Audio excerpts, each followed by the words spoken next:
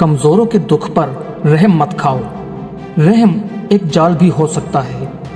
वो लोग जो तुम्हारी हमदर्दी का सहारा लेते हैं दरअसल तुम्हारी कुव्वत को ज़ाया करते हैं।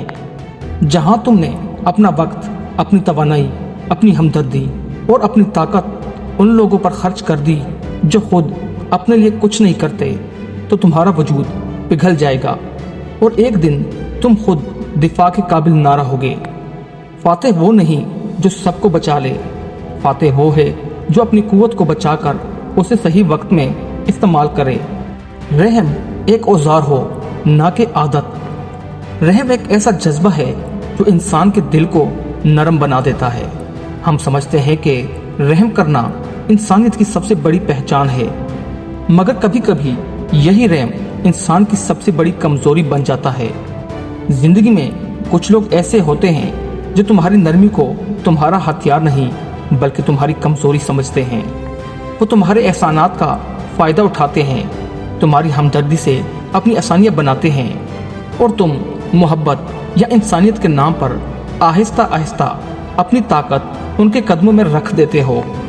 जहाँ तुमने अपना वक्त, अपनी तवानाई, अपनी हमदर्दी और अपनी ताकत उन लोगों पर खर्च कर दी जो खुद अपने लिए कुछ नहीं करते, वहां तुमने अपनी असल कुव्वत को कमजोर कर दिया।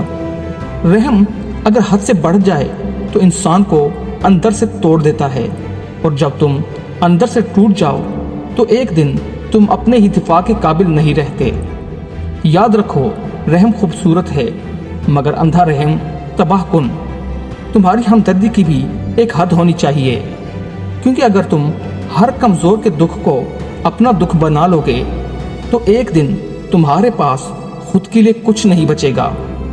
फातेह वो नहीं जो सबको बचा ले, बल्कि वो है जो अपनी कुव्वत को महफूज रखे, जो जानता है कहाँ रुकना है, कहाँ बढ़ना है और कहाँ सिर्फ खामोश रह जाना बेहतर है। रहम करो मगर समझ के साथ, हमदर्द बनो मगर अपनी ताकत के मुहाफिज रहो, क्योंकि जिंदगी में कुछ जख्म सिर्फ तुम्हारे नहीं होते, वो दूसरे के होते हैं, मगर उनका बोझ तुम उठाकर अपनी रूह को जख्मी कर लेते हो। तो याद रखो, रहम एक खूबी है, मगर जब वो तुम्हें कमजोर कर दे तो वो नेकी नहीं रहती, वो जहर बन जाती है। रहम करो मगर हद में, हमदर्दी दिखाओ मगर अपनी ताकत को संभाल कर, क्योंकि दुनिया उनकी नहीं जो हमेशा दूसरों के लिए रोते रहते हैं। दुनिया उनकी है जो अपनी ताकत को बचा कर रखते हैं और वक्त आने पर उससे इस्तेमाल करना जानते हैं।